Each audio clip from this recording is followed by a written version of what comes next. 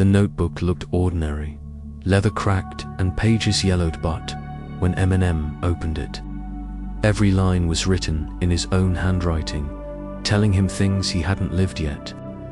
The studio had a strange silence that night. Not the calm silence that let you think, but the heavy kind that made every breath sound too loud. Machines blinked on standby, monitors glowed faint blue, and cables curled across the floor like snakes waiting to wake. It was the kind of quiet that made you wonder if the walls had been listening this whole time and finally decided to keep their own counsel. Marshall sat in the chair, fingers tapping the armrest, trying to shake a restless itch he couldn't name. He hadn't planned to be here this late. The session had ended hours ago, crew gone, lights dimmed. Still, he lingered, pacing between the mic booth and the desk like a man waiting for a fight he wasn't sure he wanted. Something in his chest had tugged him back when he thought of leaving. That's when he saw it. On the far end of the mixing desk, half buried under torn lyric sheets and old bills, sat the notebook. He frowned. The cover was cracked leather edges, worn, soft, spine bent like it had been handled 1,000 times. He couldn't remember putting it there. He couldn't remember ever owning anything like it. But the strangest part was how familiar it felt, like seeing a stranger across a room who somehow knows your name. He pulled it free, brushed off the dust, let it fall open. The handwriting hit him like a slap. His handwriting, the sharp slant of the letters, the way the loops tightened when he was rushing, the heavy press of ink in certain words like his hand had been spitting anger instead of writing. It was his. It had to be. But the words weren't. At 11:32 tonight, the light in the hallway will flicker. Don't be standing under it. He stared, lips parting, eyes flicking up to the wall clock. 11:21. His stomach dipped. He shut the book hard, snapping the cover shut as if that might undo what he saw. He stood, paced the room, muttered under his breath, a prank. Somebody planted it here. Maybe Paul, maybe some twisted fan who got too close. But no one had been here when he walked in. No one had touched this desk but him. The thought tried to dissolve, but his hand betrayed him. He opened the book again. A second line had appeared lower on the page, words crowding in like they'd been waiting for him to look. You will try to ignore this. You will fail. He slammed it shut again, teeth grinding. Hell no, he hissed, into the room, but the anger sounded thin, even to him. He pressed his palms into his eyes, counted to 10, let the silence soak back in. When he dropped his hands, the book sat there, calm and ordinary, like it had never moved. The clock on the wall ticked louder than before. The seconds rolled up to 11:32. The fluorescent light in the hall outside coughed once, then flickered, strobing shadows across the studio door. The hum of electricity shook the air. Marshall froze, breath short. The notebook had been right, to write. He stayed still, safe under the dark of the room, staring at the crack of light bleeding through. The doorframe, his pulse raced. He dragged the book closer again, his hand reluctant but unable to resist. He opened it with a kind of dread usually reserved for bad news. Another line waited for him on the page, written in the same jagged scrawl as before. You'll read this because you can't stop yourself. You always need to know the next line. His throat tightened.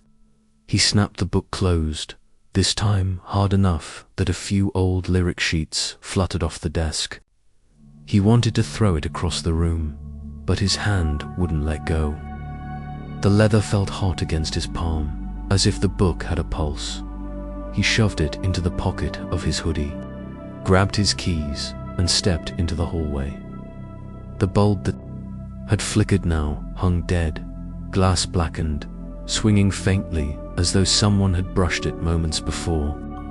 On the floor beneath it lay a page, loose torn from the same notebook, edges frayed, ink fresh. He bent, heart hammering, and picked it up, the handwriting again. The words slashed across the page in bold strokes.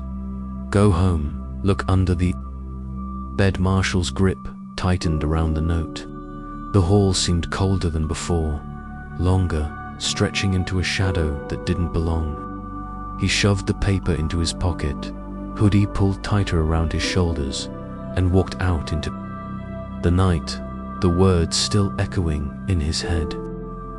The drive back through Detroit's streets felt wrong from the first turn. He knew every pothole, every faded stoplight, every corner store still burning its neon at midnight, but the ride stretched thin, as if the city had grown while he wasn't looking. He kept one hand tight on the wheel, the other tapping restless rhythms against the leather, trying to drown out the echo of the words still burning in his head.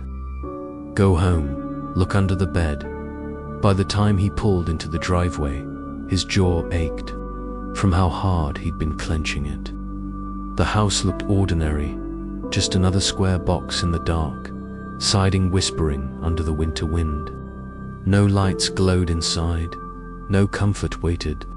It was a place he thought he knew better than anyone, but tonight it seemed to crouch, watching him pull in like it wasn't sure whether to let him enter. He killed the engine, sat for a long moment with the silence ticking around him. He considered leaving the notebook on the passenger seat, maybe even tossing it in the trash bin at the curb. Lock the door, walk away, let the night smother whatever was clawing at him. But his hand wouldn't move. The cracked leather cover still radiated warmth against his chest, as if the thing had been waiting to ride home with him all along. Inside, the house greeted him with a hush that was almost too polite. Every sound carried his keys on the counter, his shoes against the floor, the shift of his jacket sliding off his shoulders. He flicked on the hallway light. It buzzed faintly, steady. He exhaled. For a second, he almost laughed at himself. Almost a bedroom door loomed. He pushed it open. Everything looked normal, ordinary to the point of cruelty. The sheets tangled from that morning, the dresser leaning its familiar lean, the carpet swallowing his steps. He stood in the doorway longer than he needed to, telling himself he was tired, telling himself he was only curious. But the words on that torn page wouldn't stop repeating in his head. Look under the bed. He crouched. The air beneath was colder than the room itself, sharp with a metallic temps that didn't belong. Dust clung to the floor in lazy waves, but swirls marked places where something had moved recently. His fingers slid forward until they scraped wood. Paper brushed his skin. He grabbed it, pulled it out, and unfolded it with a hand that didn't want to obey. His handwriting again, black, jagged, impatient.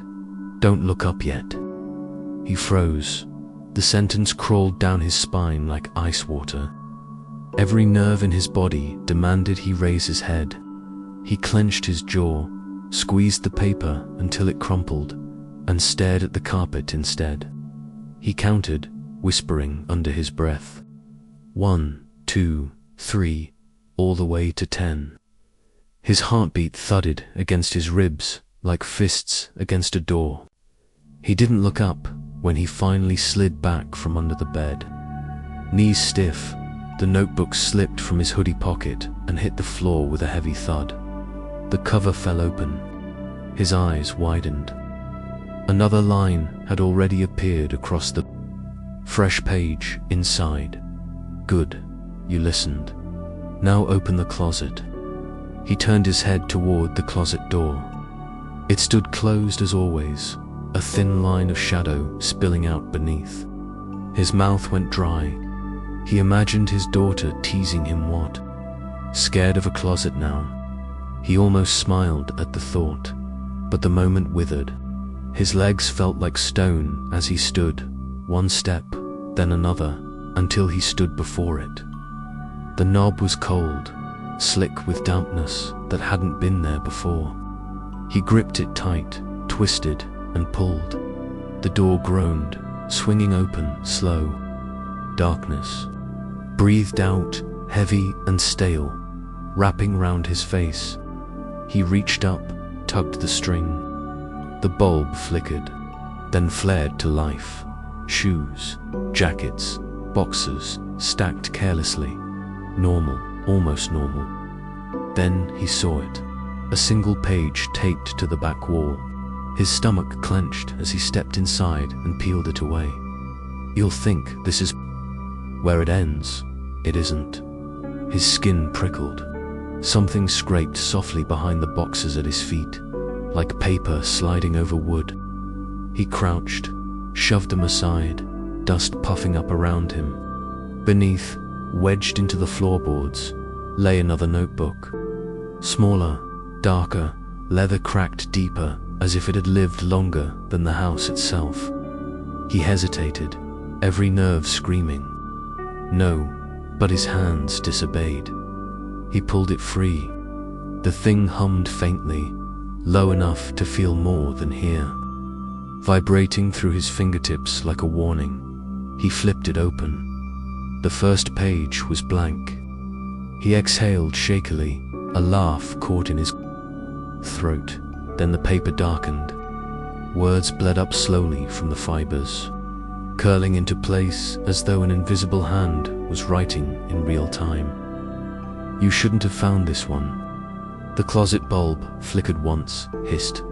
The room went still, and from behind him, low and muffled, something under the bed shifted again. The smaller notebook sat heavy in his hands, weight out of proportion to its size. The cracked leather cover was cold at first, then warm, then something in between, like it couldn't decide what it wanted to be.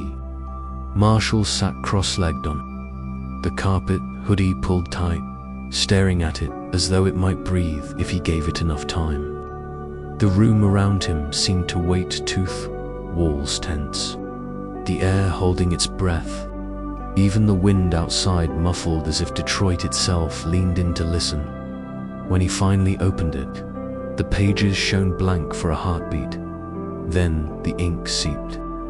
Up from the paper in slow veins, black curling into words as if someone had just finished writing them in invisible ink. His throat tightened as he read the first line. You'll read this because you can't help yourself, but this notebook doesn't show what will happen. It shows what already did. His pulse jumped. Already did. He turned to the next page, fingers shaking. Another sentence surfaced, crawling out of the paper like worms in dirt. Look closer. You'll see the choices you didn't take. The words bled wider until they became shapes, then images. Not photographs, not sketches, something halfway. Like memory pressed directly into the fibers. The first page showed him young again. A buzz-cut kid standing at a fork in the road. One path ended in a small brick house, his daughter in his arms, the quiet life of survival and compromise. The other path burned with stage lights, faceless crowds roaring, a microphone glowing like a weapon. He had taken the stage. The page glowed faintly, confirming what he already knew. But now it felt less like choice and more like assignment. He turned again. Another vision surfaced. Him hunched at a table, bottles stacked high, laughter sick and empty. Across from him sat nothing but a microphone. He remembered this life, the cliff edge he had stood on. He had chosen the mic, clawed his way back. But the book didn't show struggle, it showed tally marks, like someone had been keeping score all along. His stomach churned. He slammed the Notebook shut, but the hum under the floorboards grew louder, pressing through the soles of his feet. It wasn't the house anymore. It was him, synced perfectly with his own heartbeat. He backed up until his shoulders hit the bed. Shadows leaped from underneath, long and reaching, stretching across the carpet like black veins. Dust shifted in small whirlwinds, as though something beneath was breathing too hard. His phone buzzed in his pocket. He tore it out, thumb trembling. Across the screen. No call, no text. Just words carving themselves into the glow in that same jagged scrawl. Don't close the book. He's already awake. His gut turned to ice. Slowly, against every instinct, he opened the notebook again. The ink appeared instantly this time, letters forming faster, urgent, as though the page itself had run out of patience. He's in the house. Not you, the other you. The one who stayed behind. The closet bulb overhead flickered once, then hissed and died, leaving the room in a dense, bruised dark. The shadows under the bed thickened, writhing as though they were alive. The notebook pulsed hot against his palms, pages fluttering in a wind that wasn't there. Words bleeding in rapid fire he could barely keep up with. He knows you're reading. He knows you're awake. He knows where you sit. Marshall stumbled back to his feet, chest heaving. The notebook throbbed like a second heart. The phone slipped from his hand, hitting the floor. Face-up screen, cracked but still glowing. One last line burned across it. Don't let him look at you. The silence that followed was heavier than anything before. And then, deliberately slow, the bed creaked above him. Something shifted underneath, dragging against the wood. Marshall froze, pulse slamming in his ears. Dust rolled out in a puff. Then a hand slid from the darkness, pale and familiar, fingers tapping a rhythm against the floor. A rhythm he knew too well, his own flow, his own beat. The tapping grew louder, sharper, until it filled the room like a metronome counting down. The tapping under the bed slowed, then stopped. The silence that followed was worse than the sound it pressed down heavy, filling his ears, making the blood rush louder in his head. Marshall's chest rose and fell too fast. He could hear the dry rasp of his own breath like it belonged to someone else. The hand on the carpet flexed, pale fingers curling into the rug as if testing it. Then, slowly, with a dragging scrape, the arm pulled the rest of the figure forward. The dark space beneath the bed stretched too deep, as though the floor had opened into some endless tunnel. A shoulder emerged, then a head. The hood rose slowly, fabric grey with dust. Marshall's pulse stuttered. The face that lifted from the shadows was his own. Not almost his exactly. Every scar, every line. Same tired eyes, same jaw, but the expression was wrong. The smile was carved, too sharp eyes, too steady. It looked at him the way a hunter looks at prey, the double pushed onto its knees, body unfolding in stiff, deliberate jerks, as if the bones inside weren't arranged quite right. It held nothing, but Marshall swore he saw the ghost of a microphone clenched tight in its grip, invisible but real enough to chill his stomach. They stared at each other across the space of the bedroom, man and reflection with no glass between. Them, Marshall's throat tightened. Who the hell are you? The double tilted its head slowly, smile widening, and when it spoke, its voice was his own, just deeper, rougher, frayed at the edges like it had been dragged across gravel. The one who stayed behind, the shadows in the corners of the room, bent toward him, gathering like smoke. The notebook slipped from Marshall's grip. It hit the carpet with a dull thud, flew open, pages fluttering in a phantom wind. The sheets stopped on their own, glowing faint. Only one voice leaves. The words glared at him, stark and merciless. Marshall's back hit the dresser. He tried to stand, but his knees betrayed him, locking. The double crawled closer, hands dragging slow, deliberate, the sound too loud, like wood tearing. Each movement lined up perfectly with Marshall's heartbeat, sinking until his chest felt caged by it. The double stopped a foot away. Its face flickered under the dying light, features twisting as though a dozen other versions of him lived inside the same skin. In one blink, it was a younger Marshall, jaw hard, eyes wild. Next blink, older, drained, hollow eyes like a man who'd lost every battle. Blink again, and another Pfizer stranger with his bones but not his soul. The bulb in the closet sputtered back to life for a moment, strobing the room in violent flashes. With every flicker, the double's face shifted.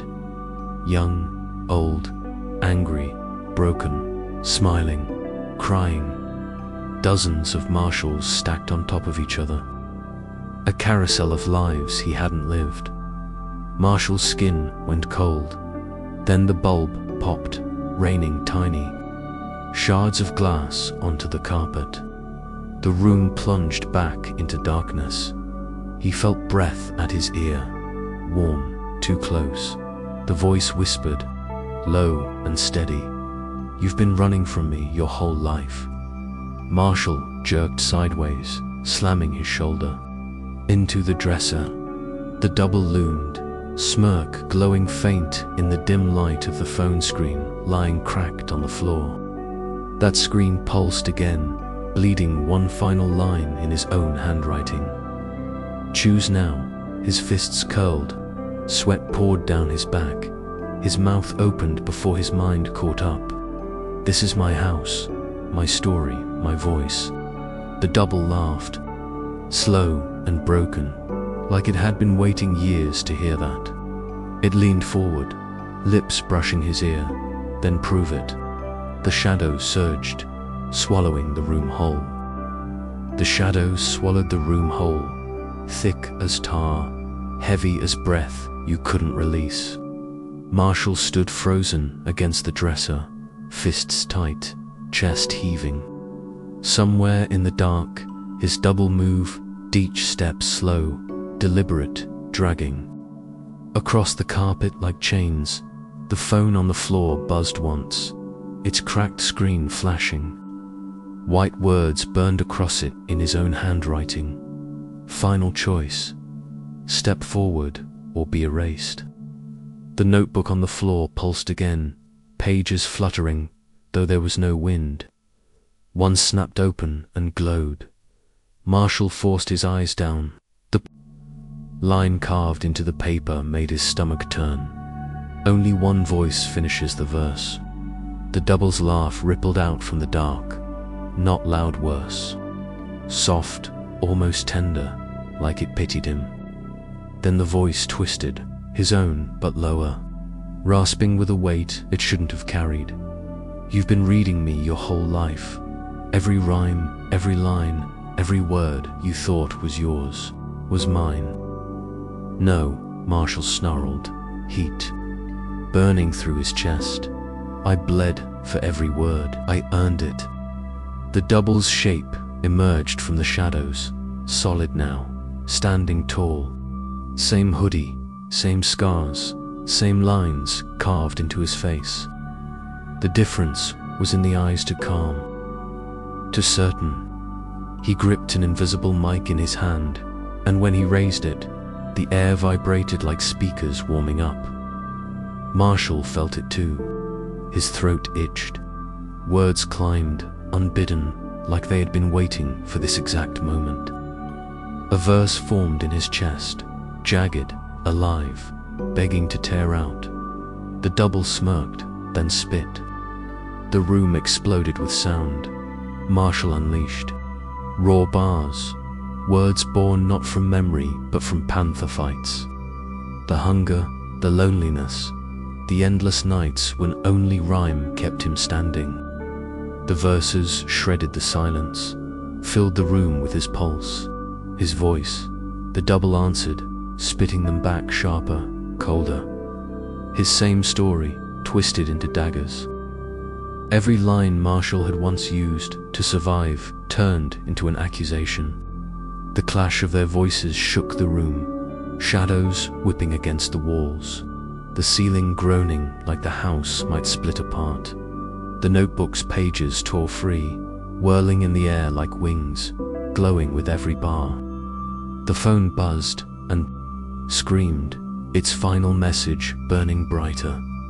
Only one voice leaves. Marshall stepped forward, fists clenched, spitting harder, faster, every syllable a weapon. His throat burned raw, but he didn't stop. His voice built like a storm, drowning the double's words.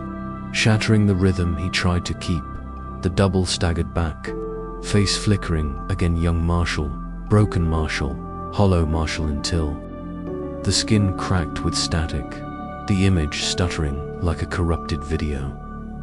He dropped his phantom mic. His mouth moved, but no sound came. Marshall roared his final line, voice tearing the air in two. This is my verse, my life, my stage. The shadows shrieked and folded in on themselves. The double dissolved into black static, collapsing inward, sucked back under the bed that no longer looked like furniture but like a grave. The final shred of his face smiled late before vanishing. The notebook slammed shut on its own. The phone went black. The room fell silent. Marshall stood alone, sweat dripping, throat raw, chest aching. The air felt thinner, lighter. He bent, lifted the notebook from the carpet. It was cold now, ordinary, its weight hollow. He opened it slowly. Every page was blank. Relief swelled in his chest, till he reached the very last page, at the bottom. Faint words scrawled in his handwriting. Finale complete. Thank you for performing. His stomach turned. He let the book fall shut, shoved it deep into the dresser drawer, and turned to leave. But in the cracked mirror above the dresser, his reflection lingered half a second too long. Its lips moved after his had stopped. The word was clear. Encore. The bulb overhead flared bright, then burst. Darkness.